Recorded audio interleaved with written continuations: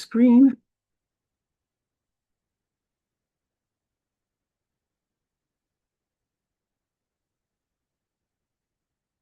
Okay. Can you see that? Can someone let me know? Because I don't see that it says that.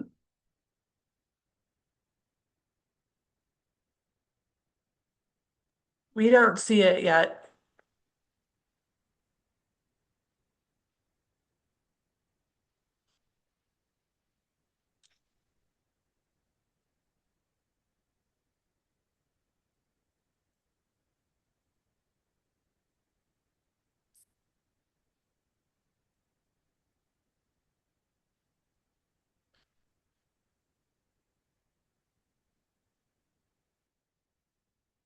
We can see it now, Tama, and it's in presenter mode, so you're all set.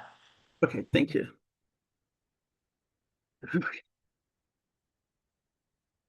So, and I have to just clear you see these are birds they do qualify as birds. So just know that I consider all birds birds, domesticated and otherwise. And I want to share that truthfully, I still am very much afraid of birds in terms of if they were to fly near my head or near me or in my proximity, I'm going to clinch up. Now, over years, I've been trying to work on that apprehensive, fear-based response, but I have yet to have a bird that I've held in my hand. That's, a goal of mine, but I'm just being very much honest about that. And where that comes from and why am I sharing that here is because growing up when I was young, very young, I grew up in the 60s because I'm not young. Um, we lived in a part of San Diego that at the time had even still had some dirt roads and had some paved roads. And my mother, Fran, and you'll hear me reference Fran by her first name at times, and that is out of regards and to honor her and her spirit, which was fierce and defied norms and expectations that would limit who she was as a free spirit who knew that she did not fit into any boxes. And I was raised by that beautiful person and in that way. Now, admittedly, as a child, I thought sometimes my mother was just way wacky and way out there at times and scary sometimes in her decisions and choices. Um, like, for example, she um, back again in the early 70s kept talking about that someday they're going to have cars that are self-driving that could drive themselves and that we would just get in a car, put in a destination, and it would just take us to the next point. And I just knew she had lost her mind. But it's just like, well, that's what she thinks, sci-fi. She was into reading Soylent Green and all of that because she also predicts you can take a tablet, put it in your mouth, and have a full meal and feel fulfilled afterwards. So just bank that one away. But clearly, I now know that she was what I would say is an Afrofuturist. She was far, far ahead of her time. And so one of the things that she decided to do is to buy some land across the street from a traditional suburban home that had a vacant lot and an old house on it that was a bit run down. And she decided to rehab the house mostly with her own hands, including building a porch and having a garden and wanting to have farm animals for my brother and I and our family and our neighbors to be able to spend time around nature. And so I was able to pick out a little duckling as my duck. And that was Fluffy Duck. And I would carry Fluffy Duck around with me, and she would tuck her bill under my arm, and I would sit out in the lots with the squash blossoms and the pepper tree, the huge pepper tree that had the old tire hanging from it as a swing. And I reveled in that. I had a lot of joy on that land, and I thrived. At the same time, she also had picked out five chickens, five little chicks, and she was very religious in a very rebellious kind of way. She was the daughter of a minister, one of 9 children, from an African Methodist Episcopalian AME father who was exceedingly fond of her in terms of her being so sharp and smart, and really encouraged all of his children to read and to pursue education. And so she named the chickens after the disciples, Matthew, Mark, Luke, and John. And then there was a fifth chick that she named Rocky.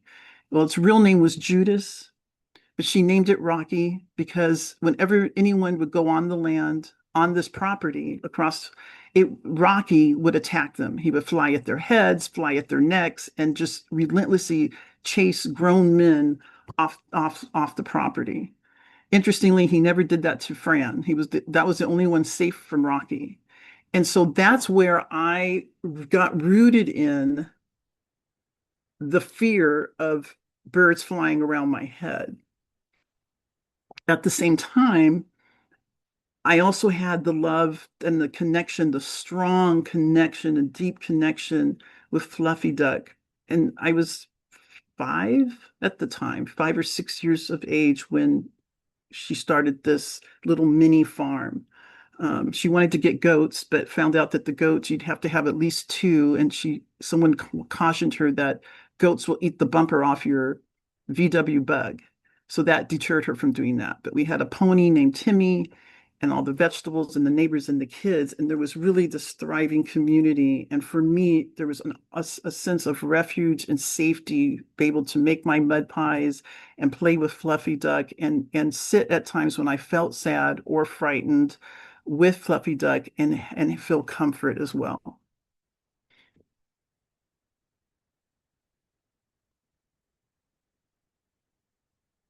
Now, as we talked about, I hope that at the end of this evening, and again, I know our hearts are heavy, that you'll have a deepened understanding of the connection to nature. You may already feel it, know it. Maybe it'll have a deepened resonance for you. And also the appreciation for your story, our story, and our collective story. There's a lot of power in pausing and recognizing and honoring who it is that we are. Our story can help to ground us and can help to offer us a place in this vast universe. And so that's my hope, is that afterwards that'll be some of the takeaways for you. So this is where I'm going to pause already and do the interactive piece. And the prompt is I want to invite you, and I know might be a little different for some of you, but I really want to invite you to take a minute and think about, what is your earliest memory of a bird? We all have an earliest memory of a bird. Now, for some of us, we may have to go back far, far, far, far. And then for some of us, you may not need to go back as far. It's the time, but it's an opportunity to think about, what is your earliest memory of a bird? And I do want to say that as we go along and share our stories, that honoring them, no story is too grand or too small. No bird is any better than another. They may have different characteristics.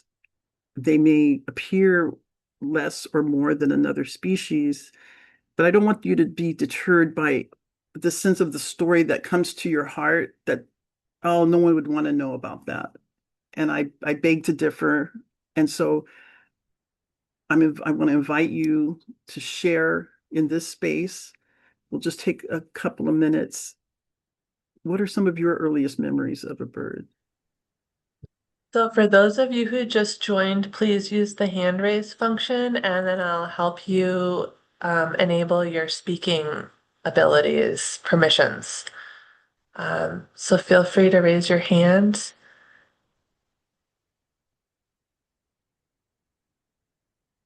And we have one from Amy. I'm going to enable Amy Bergeron to talk. Hi, Amy. Hello. You have to unmute yourself. Okay. Hi. Thanks for doing this, Tammah. My first memory of a bird is when I was probably around 8. There was a robin nesting up under the eave right outside of my bedroom window, and I saw her nesting and saw how the birds, she came and fed them, and I never saw the fledge, but it happened, and I think that was just very memorable watching this robin and her nesting time and babies. Thank you for sharing that. And did you say you were 8? So, Probably about 8. 8. Yeah. Yes. Thank you. I love that. So I'm going to call on Stephanie, our owl field trip leader. She has a barn swallow memory. Stephanie, do you want to unmute yourself? Yeah, it looks like I am unmuted. So, when I was 10 years old, we would have every summer barn swallows nest in our shed in our backyard. And we got to watch them grow, and the parents swoop in and drop little bugs in their mouth and then swoop on out. And it was so fun to watch them. Thank you for sharing that. I can see that. You painted a great picture. You both have shared great pictures of the birds, like very vivid. Thank you. Do we have time for one or two Yeah. more? So we have one in the chat. Someone says, listening to yellow-headed blackbirds by the shore of a lake when I was fishing. Um, and then maybe I'll call on, can I call on someone that I know? Well, Oh, we have another one. Grandma's Jenny Wren in the birdhouse on the clothesline pole and her whistling to the cardinals, calling them. I was always so charmed when they came to her. Um,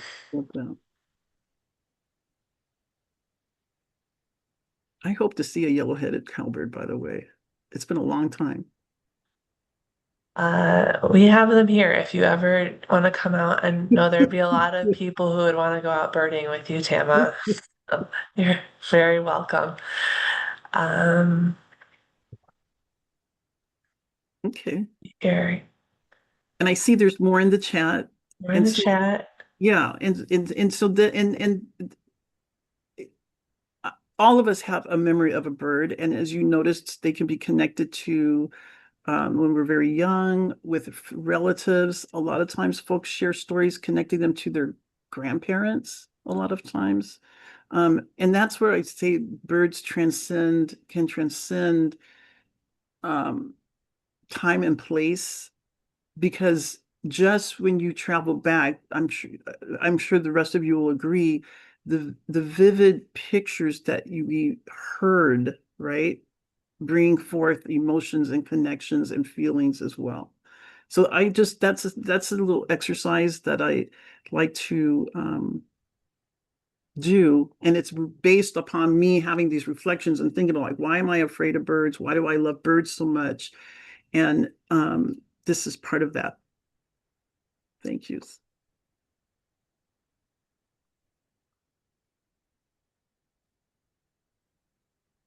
Love it, love it. Okay, I'm going to go back into the screen. So we're going to go back and forth, and thanks for your flexibility with that. Appreciate that. Oops.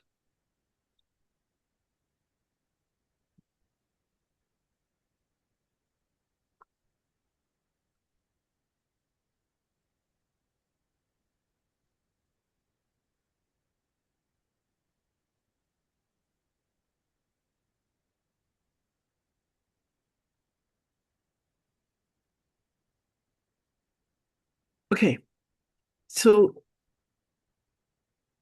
in California, and I know that there's other states that are looking at this too, um, there's it's called 30 by 30, which is legislation that's setting aside 30% of land and waters that's untouched and is allowed to remain natural, right? And accessible for all to enjoy and have a sense of well-being. And there's a lot of focus on what constitutes natural spaces or access to nature in an equitable way. And without going into this, we don't have the time here, but you're reflecting on systemic historical patterns of exclusion, the movement and the shift, as many of you are probably aware of and involved in different ways, is to be more welcoming and to acknowledge this. And so there's different ways we can do that, including through policy and legislation, and recognizing that we all benefit from time in nature. And for thousands of years, for example, Shinrin Yoku, which is forest bathing out of Japan, has been practiced. And so in more recent time, it's taken on a much bigger wave here in, I'll just focus on in North America, but across the world, as a way to do natural healing. I'm not taking away from folks who need medications and other things, but it is a way of looking at nature as medicine. And there's folks that really promote this as well. And so this is the root of the basis of, in part, my book, but also the direction we are heading in terms of really amplifying and supporting spending time in nature. And so it starts out with being at home. Our nests might all look different, and you'll know that here that I do give analogies about between birds. And so plus or minus how you feel about that, but I do.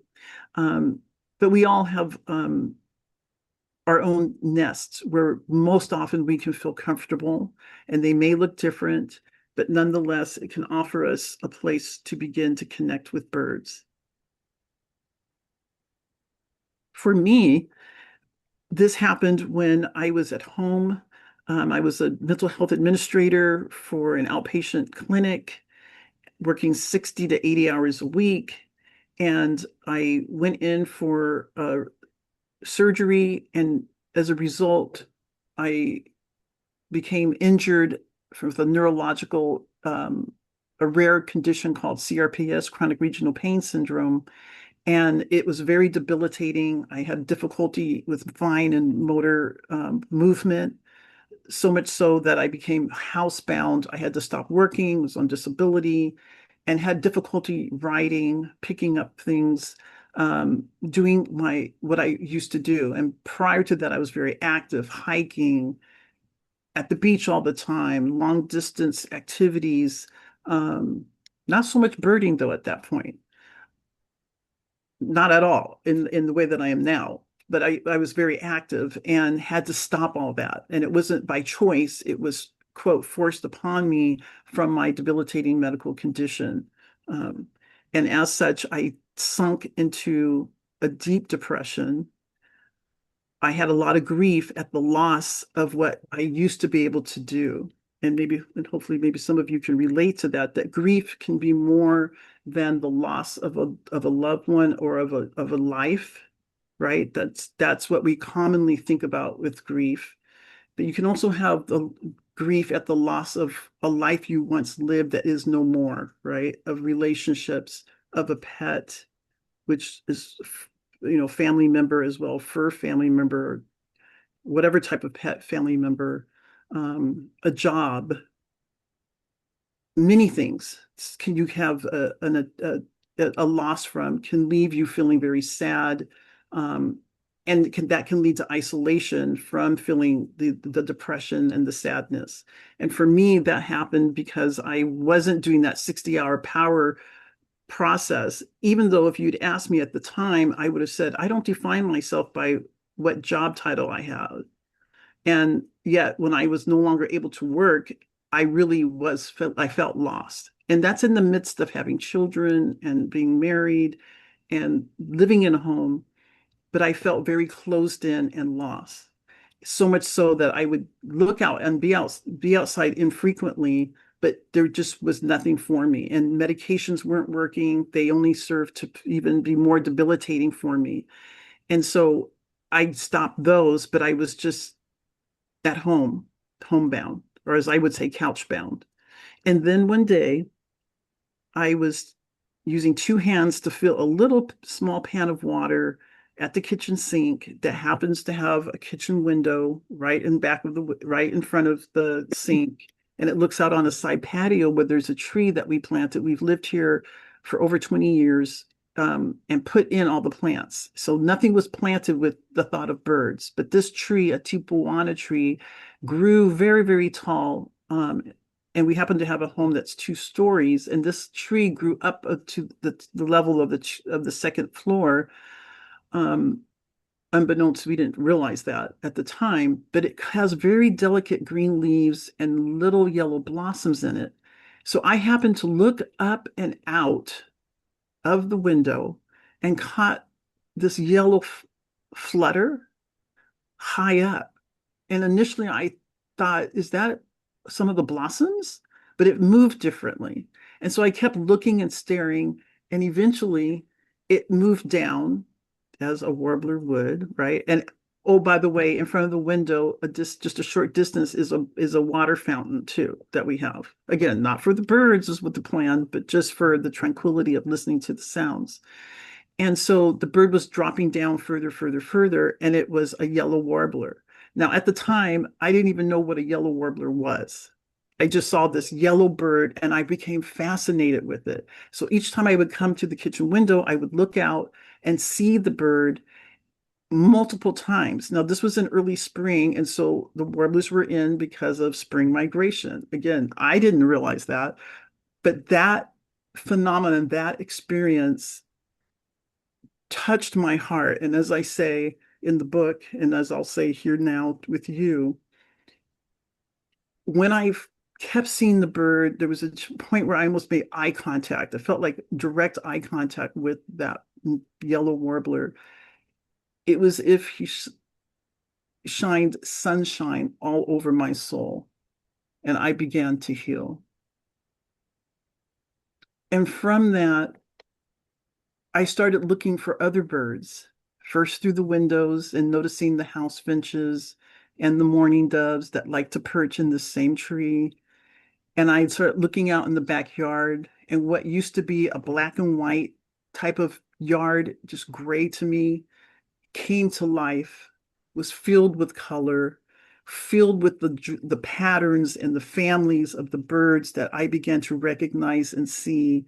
And we're talking over a course of months and seasons and years that I began to see these patterns, and I became curious about the birds that I was beginning to recognize and to know. And I began to little by little spend a minute outside and plop down because I really didn't have the strength and the energy. And over time, I began to build my stamina. And I also began to notice the more I noticed the birds, the less pain that I was experiencing, more joy I was having, the distraction, and just the thrill of what was going to come in today took over. And I really felt inspired to learn more and to do more.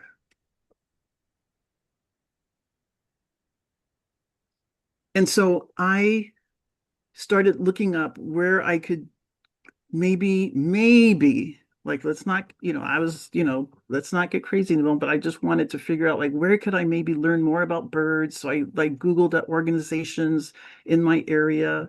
And many, many years before that, I had remembered about, at the time, San Diego Audubon. But I lived about 45 minutes north of there. So I was trying to figure out, based on where I lived now, well, I still live in the same house, but then now where I could go. And so I really didn't know. And so in the process of that, I came across in San Diego County, we happen to have 3 Audubon chapters, Buena Vista Audubon, Palomar Audubon, and then San Diego Bird Alliance, now Bird Alliance. And so I thought, I'm going to stretch out and go and just think about birds. But I started looking online to figure out what species. And so in that process, I came across eBird, and I saw, now some of you may have your thoughts about this movie, The Big Year. Okay, I know there's controversies surrounding it. I like it. It's fun. Just go with the flow of it. If you haven't seen it, I still say you should see it with a different mindset. To me, it seems kind of accurate in some ways. And one of those is the fact that I thought I saw in the yard a Bendire's thrasher in the tree. Now, I'm in Southern California. There is no way in heck there's a Bendire's thrasher in San Diego County. But Tammah did not know that. And so I was happily putting this on the list.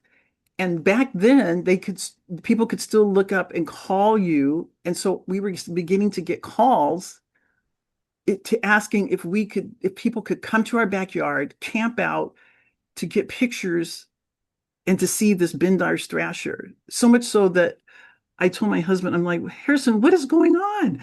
People are wanting to come in our backyard. This is crazy. It's frightened me. It scared me. Like I still have a little trauma associated with, like, I don't eBird that much because I'm always fearful, like, what is it? And so, no, it was not a Bendire's thrasher at all. It wasn't a thrasher at all. It was a towhee, but I was mistaken with my zealousness. So I kind of stepped back a bit.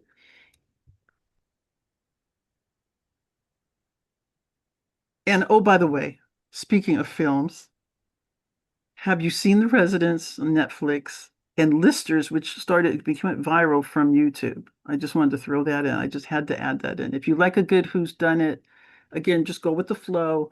But Ken Kaufman, Ken Kaufman, was a consultant for The Residence. Now, they didn't renew it for another season, and I have my qualms about that. But the birding in it is accurate because Ken consulted.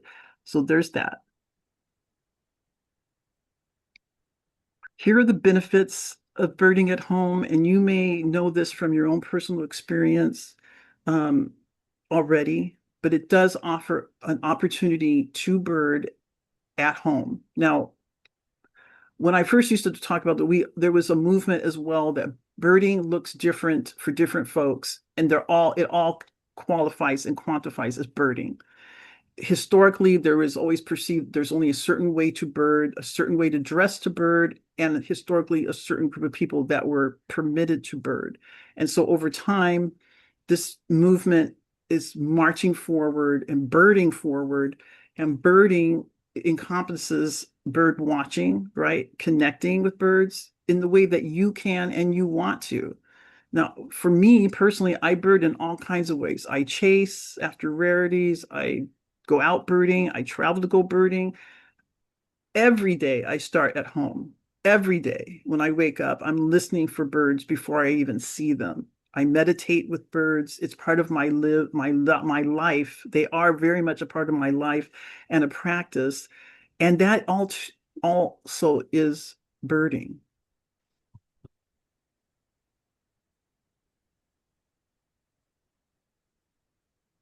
And so, as I mentioned, I started to feel a little braver. And so eventually, and this took me a couple of years to build up enough gumption, if you will, to go out and look for a flock, if you will, an organization that I felt comfortable going to. And for me, that started, I decided to do it. I built up the courage for a Christmas bird count with Buena Vista Audubon, because at the time, this was, again, many years ago, they had put in that no experience was necessary and that I would be welcome. Those were key words that were in the description.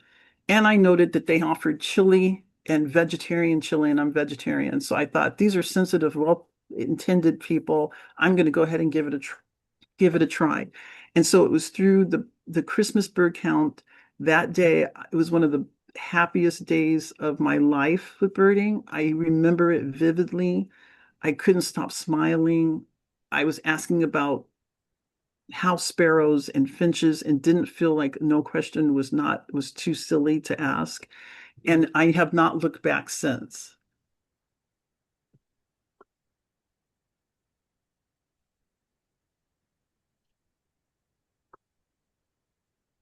Speaking of community, I'm just going to share. So I like I said, I serve on different boards: Audubon California, San Diego Bird Alliance, Cornell Labs, Project Feeder Watch Advisory Board, different boards, because part of my connecting and providing what I can give back to the birds and to ensure the well-being of not only my fellow humans, but also the habitats in which we share with those birds is through community.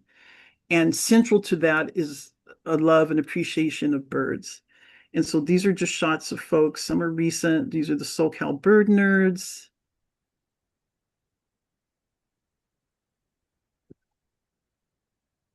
Birding at Juneteenth, World Beat Center, which is a multicultural cultural center, again in San Diego. This is just, I'm sharing some examples of my community, what has helped to sustain me. And we know that community being out of, oh, and there's Christian Cooper from the San Diego Bird Festival was that in 2024? Yeah, 2024. This is Andrea Jones, who is now the new vice president of Audubon California. Just had a meeting in LA. And I'm sharing this to share the ways that you have talents. We all have talents. We all have different identities, and it's our lived experiences that enriches our planet, our world, and ourselves as well, and can create a reciprocity that can help to sustain us in times like now when there's tragedies and there's joys. These are some examples of diverse organizations, programming, and offerings. All that to say, I encourage you're here because you're probably a part of one or more bird organizations, environmental groups, and or have interest in it or curiosity. Consider looking for where you feel comfortable. There are so many opportunities and different organizations. I'm hoping that there might be something, because we know that not staying isolated improves your well-being, right? It helps and the more regular you attend, you're going to meet new people and feel a part of. So I just want to stop again. The prompt is for you to think about and reflect, and maybe even just acknowledge gratitude to yourself. You don't have to do that in this space unless you really feel to do so. Who is your flock? And why did you become part of that flock? Now, for some, the flock that might be spiritual based, civic based, environmental, educational. Most of us may even have multiple flocks that we are part of. And I want to invite, if you feel comfortable, to share.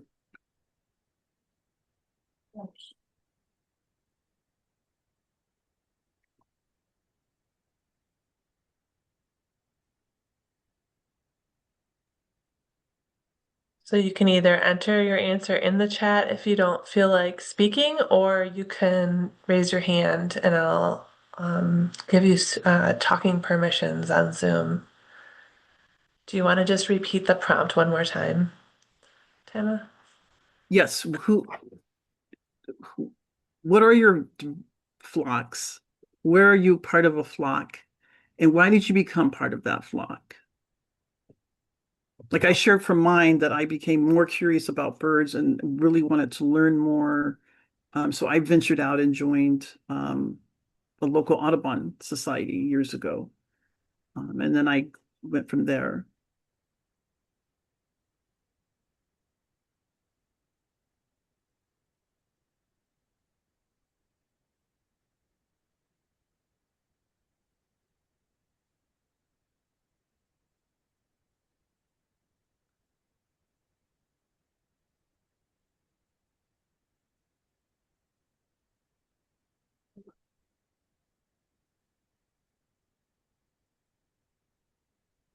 Okay.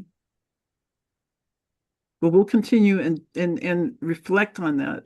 Oh, I see someone saying jazz community, audiophile, greening, progressive political organizations. Thank you.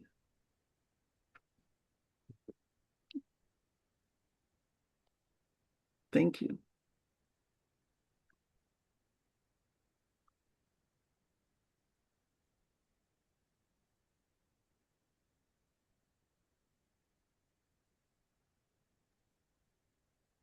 We have Neil. He says St. Paul Bird Alliance, bird walks, and biking and birding are his flock. Love it. Sorry, y'all. I'm having trouble getting back. Thank you for sharing. Thank you. And again, I just want to invite, just think about what are your flocks and how is it that you're a part of that?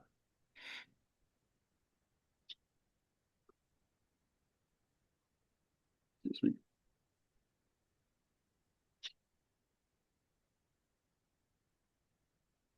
And for this, I just as birds use their terrain to be buoyed skyward, we equally face our own seemingly insurmountable valleys and mountains, and we soar.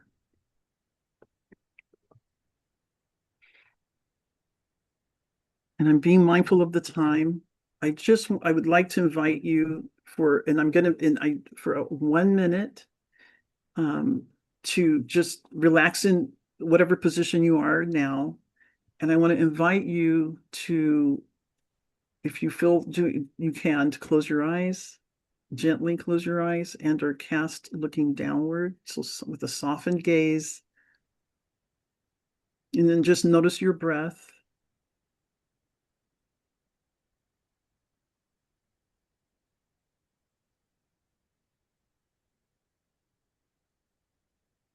And now I want to invite you to think about a bird you saw or noticed today.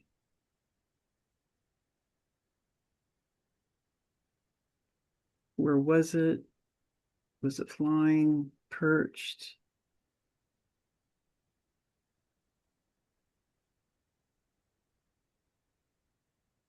And how did you feel when you saw the bird, if you can reflect back?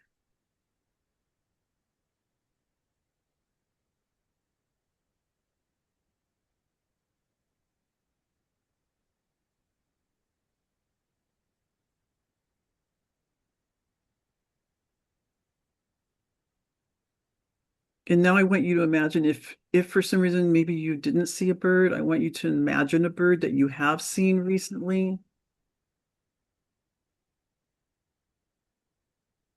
Notice the color of its feathers, the shape of the beak. And I want you to imagine that you are perched on the bird between its wings as it soars and flies gently.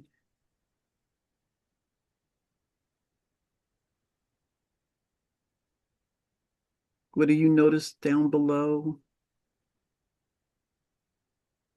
What is the bird noticing? And so, what is it that you're noticing?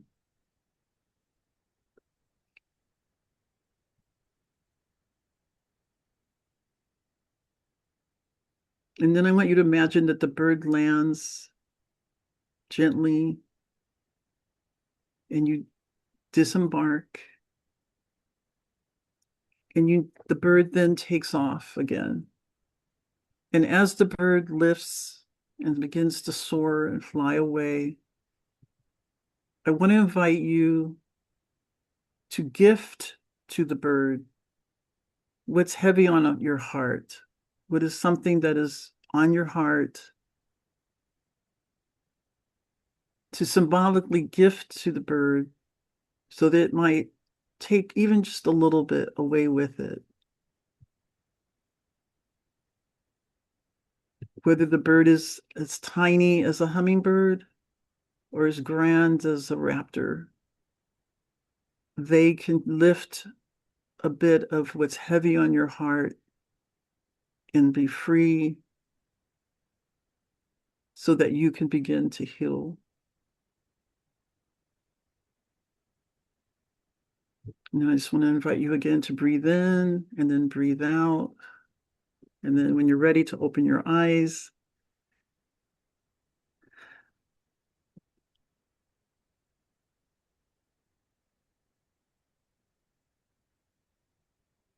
this little hummingbird would offer that for me for many, many years. I would connect with the hummingbirds in the way that I just did that brief guided meditation with you. You can do that anywhere. And then I'm going to go through these a bit quickly, but just to underscore the benefits of spending time with birds. Now, again, this is following the chapters of the book. The book is written according to birding at home, with the community, your flock, your health, your mental health. And so here are the benefits of spending time with birds and coincidentally, right, with nature. Now, well, I'll share that in a minute about the connections, whether you're inside or out, there's still benefit from spending time on your physical health, on your mental health. And some of these we've talked about. Being in community is a key way of feeling less isolated, can reduce, and it's been measured. And now since COVID, there's been research that further supports these experiences as able to reduce stress, anxiety, and other significant mental health conditions as well. And to boost your immunity, your sense of belonging, and compassion for not only yourself, but for others as well.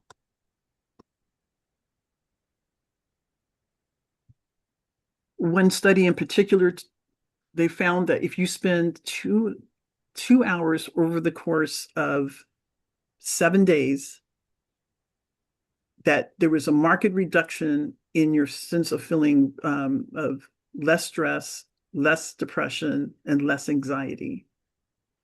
And it didn't have to be all done at once. Listening to bird song, whether you know the species of the birds, also has shown similar benefit, and in particular in the afternoon. And so we often bird maybe very early in the morning or as the sun sets at dusk, but there's been significant research that showed that late afternoon was a benefit in terms of reduction of your well-being, of improving your well-being. And then we talk about feathers. Now, when you imagine feathers, there's primary feathers, there's secondary feathers, and then there's tertiary feathers, all that work together to lift the bird, right? I mean, feathers serve multiple purposes, but that is one aspect of it. And so when I saw that and looked at that in terms of feathers, for me, I saw the correlation with relationships, how our relationships, we have primary relationships, we have secondary relationships, and we have tertiary relationships through, depending on your work environment, acquaintances, organizations, affiliations, and so on and so forth, right? And so that's why I named this chapter Feathers, as it relates to our friends and our family. And so if you'll bear with me, I would like to, I'll stop sharing for a moment. I'm just going to read just a short bit of the passage from chapter 5 of Feathers.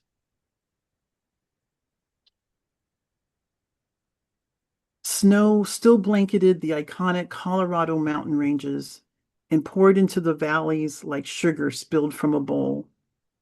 Its sunlit crystals sparkled amid the regal pines as we drove east along the interstate.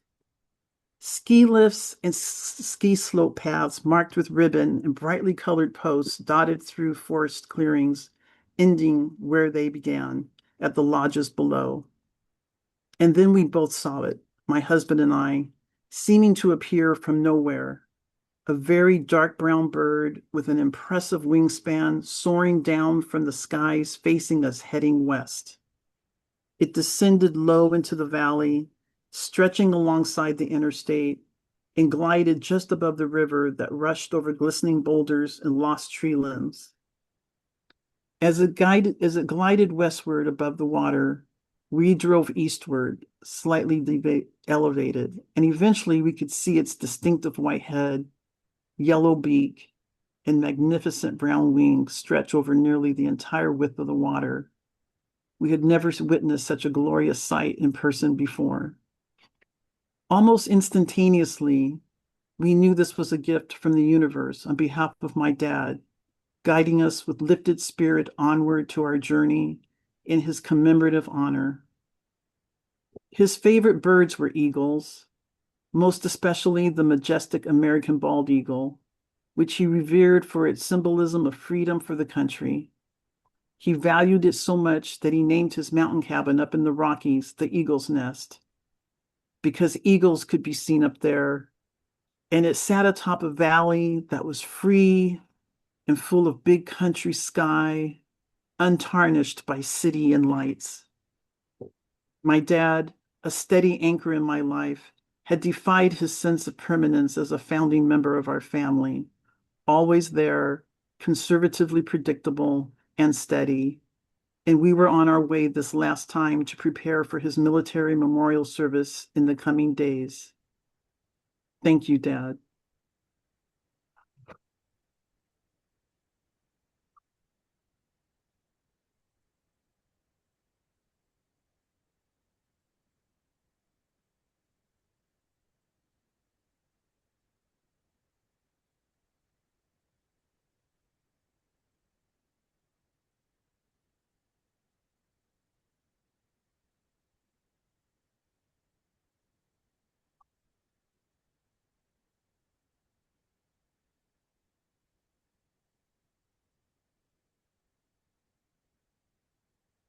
And this is my dad, Jim Helton Sr.,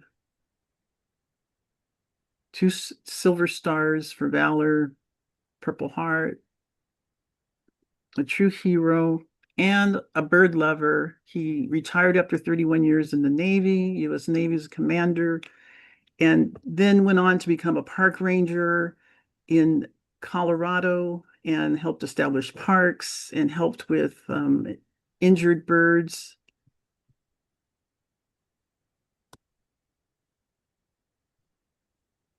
Now, here are all my grands. I have to put these in because I'm sharing our relationships, right? And how birds can connect us in so many ways. And so I hope that with your friends and your family and your loved ones, that you can find different ways of connecting based on their interests, their curiosities, and their abilities and capacities. There's all kinds of ways to connect. And so these are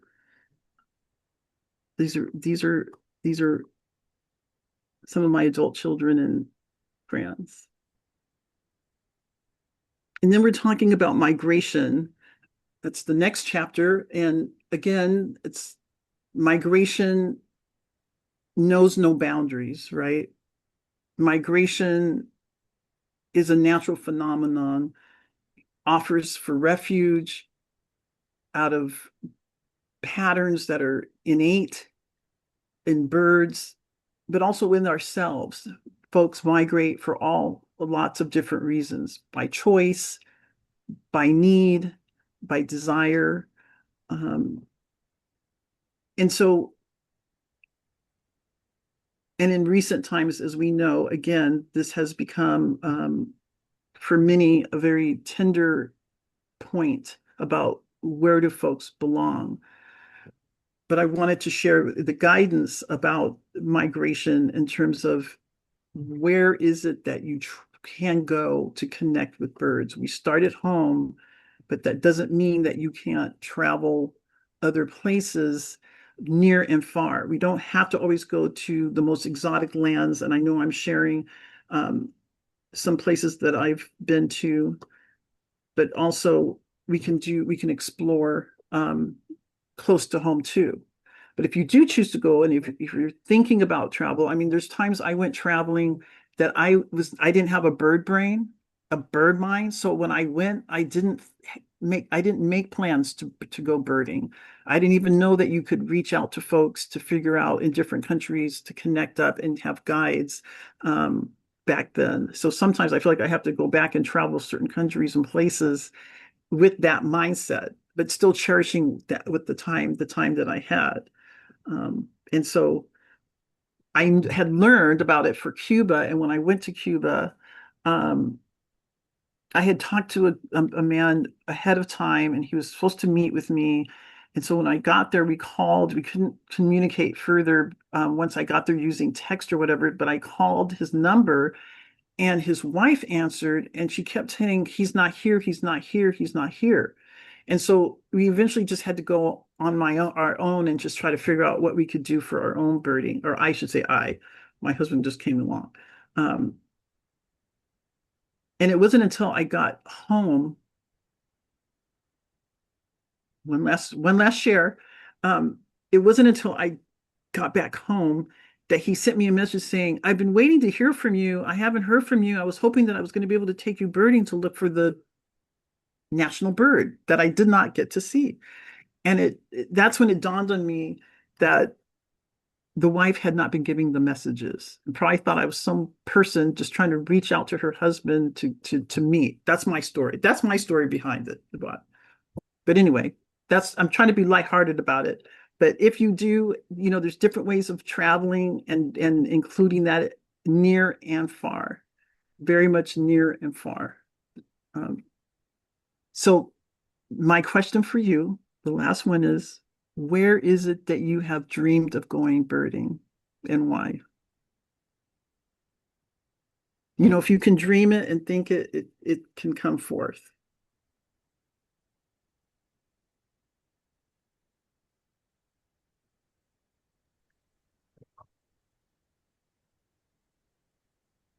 So you can raise your hand, or you can, oh, we have someone in the chat, Iceland for puffins. Yes, I'm with you on that. Yeah. And I actually talk about that in the book in this chapter. It's about the puffins, that I thought that I could only see them in Iceland since I was young. And then I learned that up in Oregon, there's the puffins in Oregon. And so that's why I showed the Cannon Beach. That's where I went and was able to see a few. Ooh, Bhutan. Cool, yes. Someone said, not just dreaming it, going to Scotland for puffins this year and Patagonia for who knows what.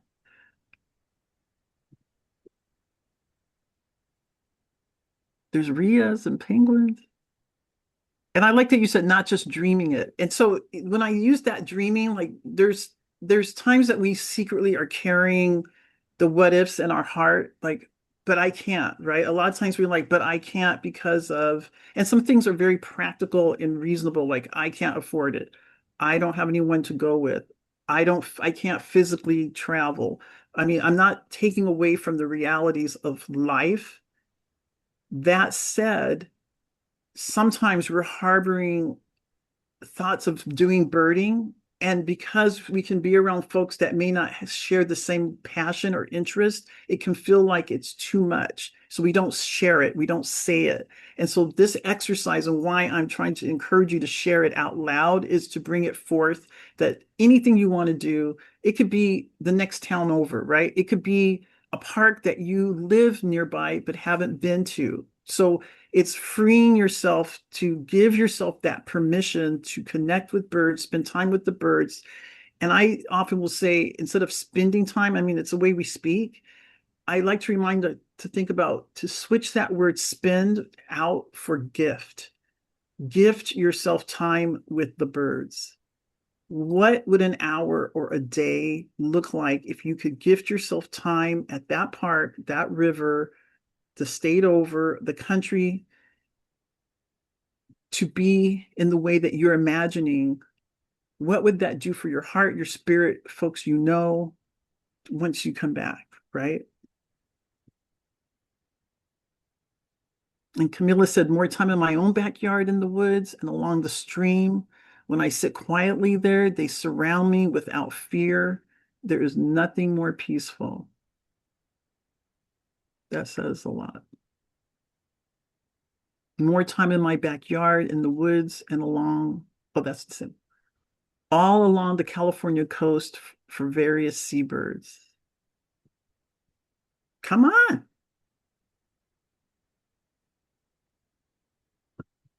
Does anyone want to share out loud? I'm going to give you that opportunity.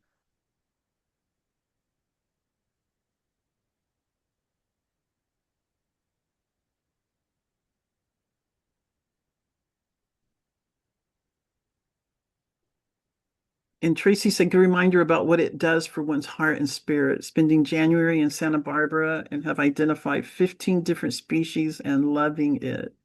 Cool. Yes. Yes, yes, yes. Thank you. So keep on dreaming and being and doing, right, with the birds.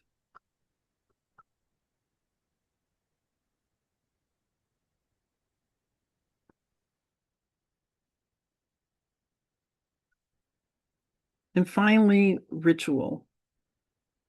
Birds have rituals in mating behaviors, in other patternings, and so do we. We have rituals that mark seasons of in the lifespan, in the seasons, and when we connect with others and what we do or may not celebrate, right? And passages in life. And so I wanted to underscore the significance of that and just to step back and recognize that like the birds, we also have rituals and what that can do for our spirit. And with that, I want to say thank you. And here's some SoCal birds for you. That's what all these are SoCal birds.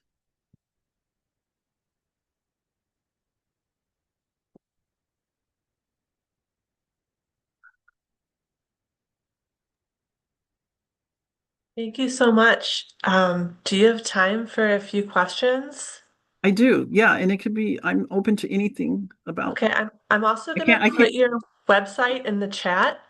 And I'd love to encourage everyone to visit your website and learn more about you and your journey and your projects, and hopefully buy a copy of your book. So the link's in the chat, Thank you. and I'd like to start with a question, if that's Yeah, okay. no, yeah, of course, definitely. You had such an interesting story about healing from an illness or injury and discovering the healing power of birds through that, and then finding community. And it sounds like when you first started finding a birding community, it was with the goal of learning more about birds and be seeing more birds and being around more birds. And I am just curious about like the transition between realizing that being around birders and having a birding community of people was also an important part of your journey. And like, if you could just talk a little bit about that and then maybe how that's been part of your healing process and your journey as well. Certainly, yeah. And I don't even know if I can really see. Now I'm gonna get emotional. This always happens to me. You ask a very like I yes. Like when you say this to me, and it can sound really woo-woo for folks, but I truly say the birds, like I'm involved in different things, and someone will say, wow, you did this or you did that. And I'll say it wasn't me, it was the birds. Because of the birds, I'm in spaces and I'm connecting with folks in ways that um it really exposes humanity and the tenderness and relationships that can happen centering birds. And so for me, I didn't know this was going to happen, right? It unfolded over time. And so I think it's important to remember that, like, it's not necessarily going to feel maybe instantaneous for some people, and then for others it may feel very immediate.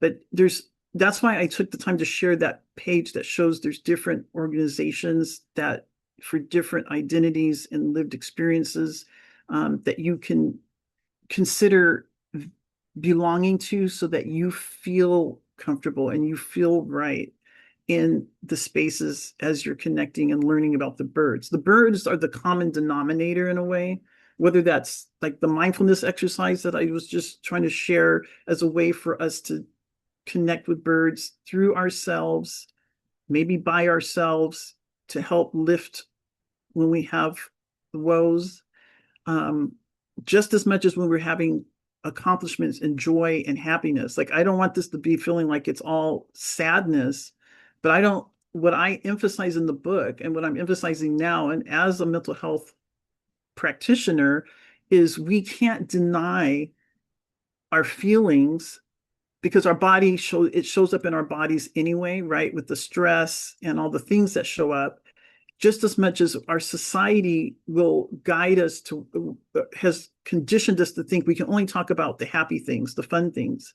And so being in community can help to amplify that, but it can also be a source of comfort when you are experiencing sadness and depression and grief and, being all atrocities and all the things as well, sadness, because you can't, from a mindfulness perspective, we can't just select to notice some aspects of life and not others.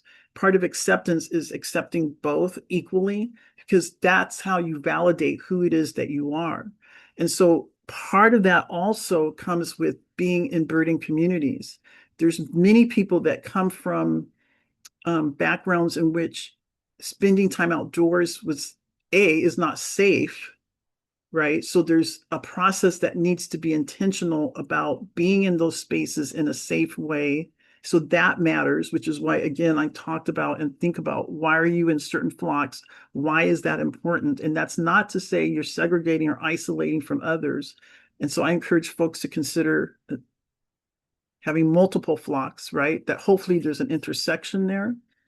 But also it allows you to enjoy spending time outdoors and spending time with birds and not feeling like it's frivolous, unimportant. And so through that, it just allows who you are to come forth. And then you have gifts. You all have gifts that you may or may not utilize as much, but being in the communities of birding communities, I'm focusing on that right now, you might be able to offer that, which helps you, the birds, the communities you live in, the generations that are with you and beyond as well. So it has this reciprocity and this fulfilling life to it. That's what I say about it. And I can't be on one more board. Let me just be clear. Okay, not one more board.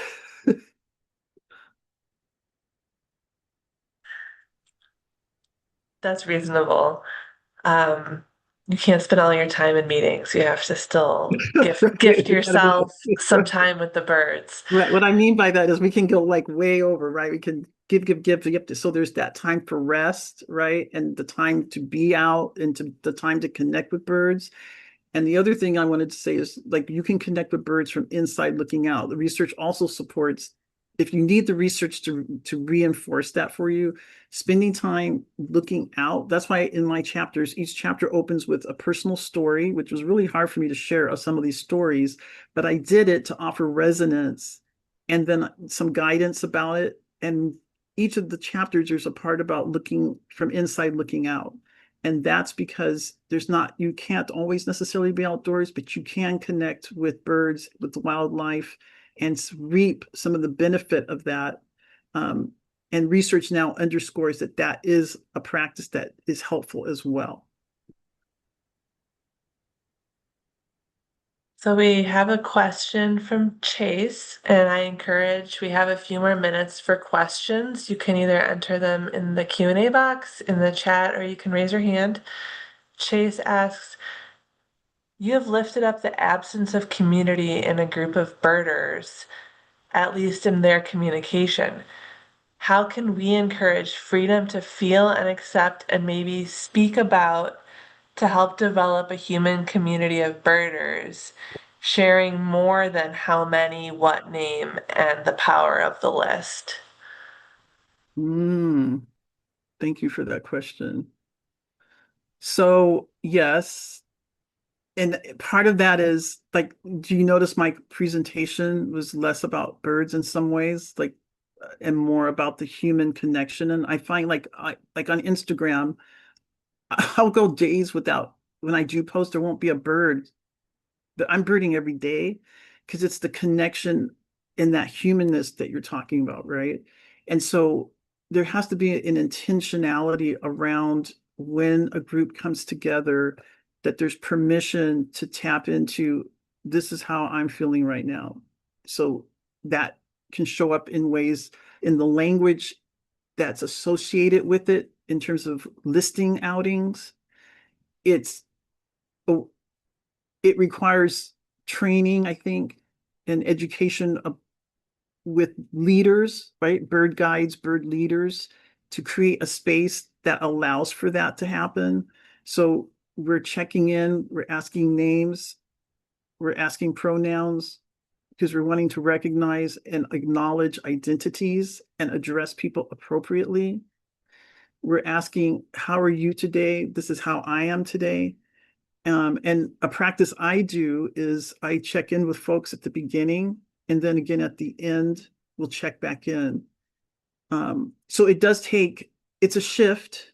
And if it's something that you want to do, and it's, if you're in a position or you're in a way of sharing a need for that with folks that are going to be open to that, that's what I would encourage you to do.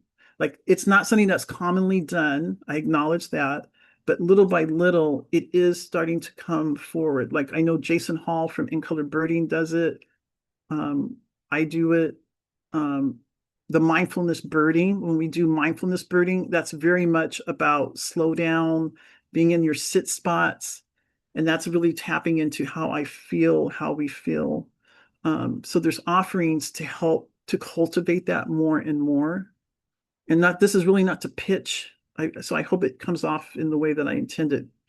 Like, coming up in April we're going to offer 3 this year. I do this with Weaving Earth and Molly Slongus. It is called Bird Kinship, and it's a month. We meet twice, and that is a way that we cultivate tapping into how you feel, and then connecting with the birds and wildlife and nature, and then learning about bird language and bird kinship and mindfulness. So we weave those together as a cohort. There's 5 of us guides that work, and it's done virtually. We have people from all over the world really that attend, but especially in North America.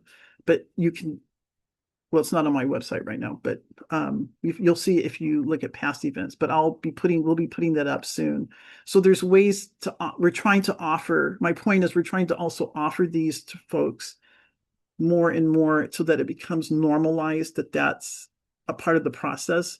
But it does require someone to be careful about when someone shares, how do you hold space for them, right? So that you're not leaving someone just raw and then saying, okay, well, now we're going off birding again. So there does have to be a process for that. So that's something that we're like looking at. Did I answer your question? I hope. Did you, if they have a follow-up, I don't know if I answered or not. I rambled. I thought it was a great answer, but Chase, if you need a follow-up, just say so. So any other questions? Let's see here. Yes, you answered the question. And I have a question. I see someone has their hand raised. Oh, Renoir has their hand raised, so I'm gonna turn the mic over to Renoir.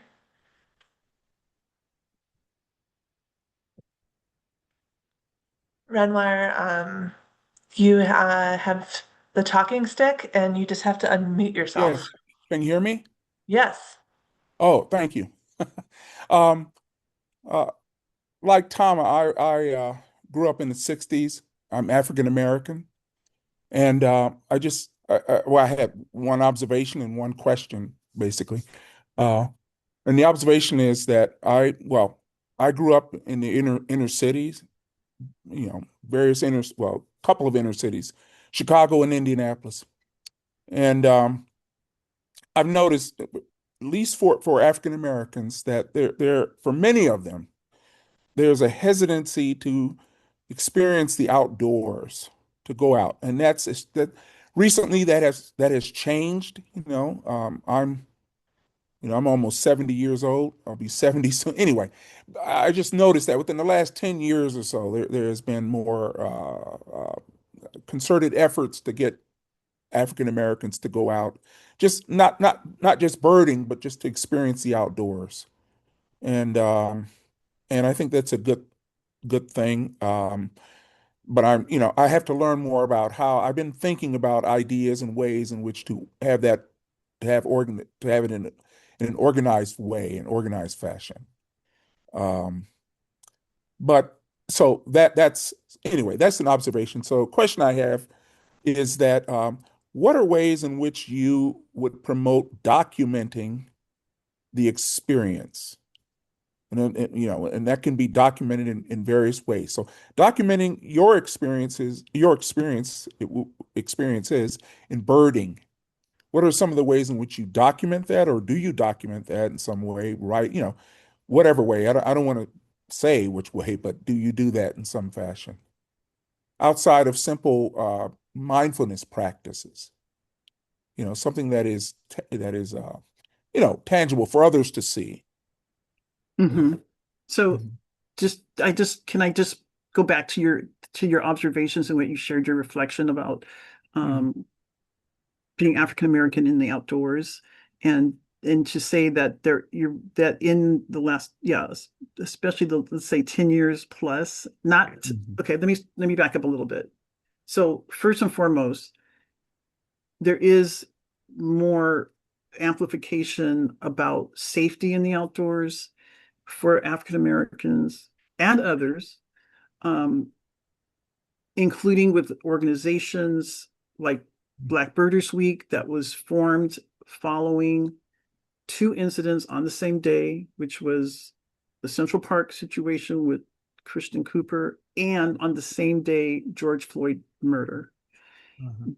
That brought about the formulation and the collective energy and effort of Black Birders Week that has annually provided a weeks long celebration, honoring, and focus on Black birders and all of what that means and all the layers of it. So check that out through Black as F in STEM. I don't know if you could drop that in the chat. It's Black AF in STEM. They are the ones that do the Black Birders Week. I think it's in May each year.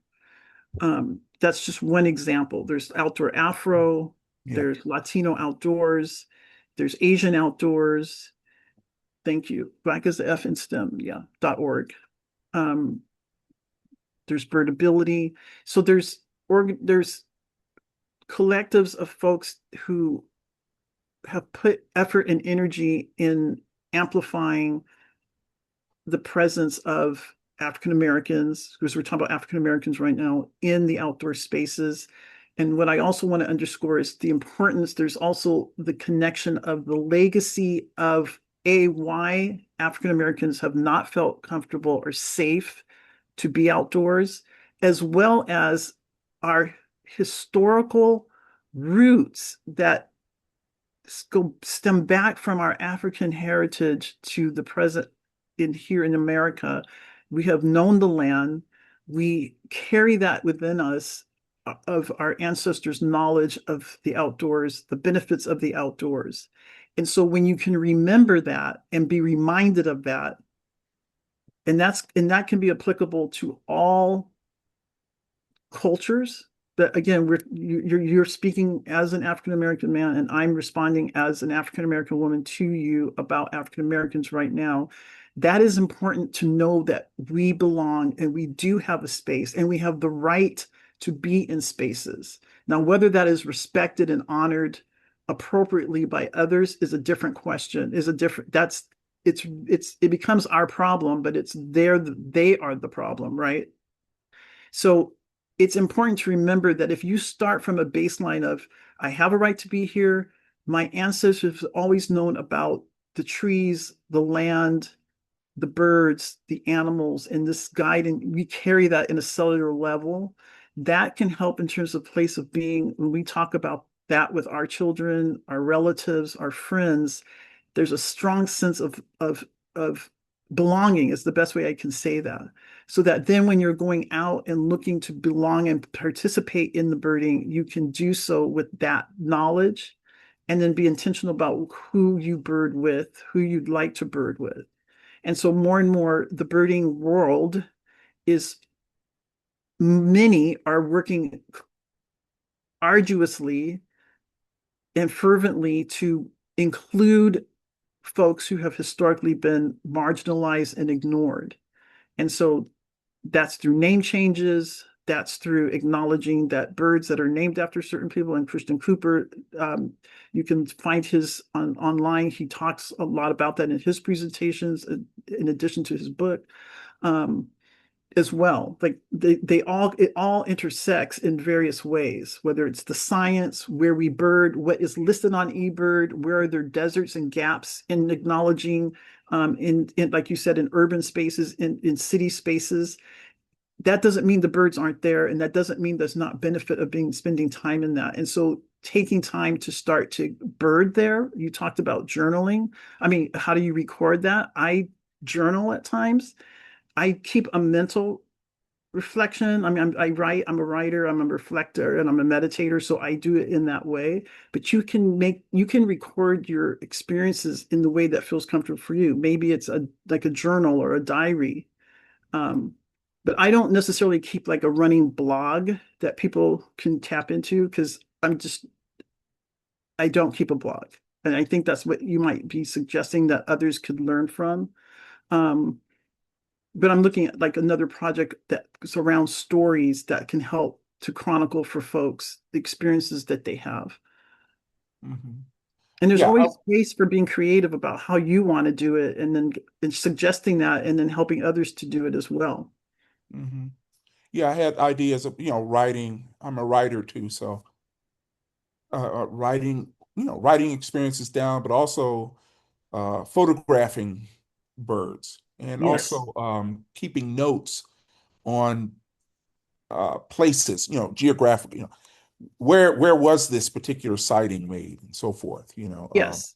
time Yes. of day was made, that type of thing. Yes, When and did you? there are birding, they're called birding logs or birding journals that are pre-made that you can actually get. You can either download them, and or you can find them in bookstores, especially birding bookstores, or online, that have all of that. That will ask you what time of day, the weather, who you were with, um, what did you see, and you can list it, and it'll go through the species.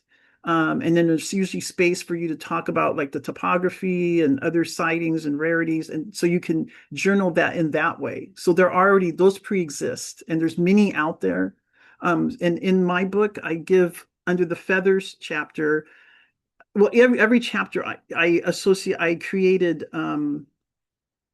prompts and reflections and exercises for you to deepen your connection related to that particular chapter's topic and focus. And so under the feathers, there's one where I include two of those, one for you and one for another person that you might be going out birding with. Maybe it's a relative that this is their first time. So I kind of give some ideas about how you start off gently and easily, and not just go for the whole day suddenly with someone who's never birded before, versus someone who's like you and can go out and about and wants to do that. And so they could participate in that and look at a bird book together to figure out species. So they do exist already, what you're talking about. if you wanted to just get started like that, especially since this is the beginning of the year and this is a time when folks are really wanting to kind of offer goals and perspective for themselves. I mean, I personally try to resist, and this is just my personal sharing, and from a mental health thing is if it doesn't fit or feel comfortable to be setting goals right now, can that be okay too? If we look at nature, nature is in hibernation and we're in a very slow period right now where the days are still short. It's still, we're eating more earthy based foods and nutrition, and it's a time of preparation for spring when things start to come emerge and life forward. And so a lot of times we can force ourselves into having to achieve certain goals that doesn't fit with our body's rhythm, and that can cause discord and dislike potentially for engaging in something rather than giving yourself permission to take it as it goes, maybe for a little bit. And and for others, they want to set goals, and the beginning of the year is a great way to do that. And I'm not saying that's not important too, so do that. I'm just saying, answer, do as you really feel, but just notice that we are still in winter. Mhm. Mhm. Thank you very much. Appreciate it. Thank you. And thank you, Renoir, for that great question and observation. I think it was really important to raise that in front of our audience. And I wanted to, I don't know if you're local or not, but I wanted to personally welcome you to our chapters, and we hope you join us for an event. Our chapter, to speak to Tammah's earlier point about chapters doing work to be more welcoming and creating a culture of belonging. We have been doing a lot of work to hopefully make people like you want to be part of our club. And all of our guides go through inclusive guide training. That being said, there's also a local group called Urban Bird Collective, and they are for and by birders of color and queer birders. And so that might be a flock that you want to consider looking into. But again, you are very welcome, and we really would love to have you join us at a field trip. It sounds like you might be a beginner, or maybe just not a beginner, but a beginner to the birding community. And our next field trip is at the Minneapolis airport to see the snowy owl. And I think that would be like a really great intro to like formal bird field trips. And that's for everyone here. I hope you sign up for our snowy owl field trip at the airport. And feel free to get in touch if you have any questions or comments. With that being said, I just wanted to thank Tammah for your wonderful program. And we had so much engagement and appreciation from our audience. And I know that people are now very curious about your book. So I really appreciate you speaking to our chapter. And it was a great way to kick off the new year, and very perfect for the week that we're having here in the Twin Cities. And so, with that being said, thank you to everyone who joined in. We will be posting this program on our YouTube channels, and please get in touch with any questions or comments. So, thank you so much, Tammah, and thank you, everyone. Thank you. Thank you, everyone. Peace and birds. Peace and Thank you. birds. Bye. Bye.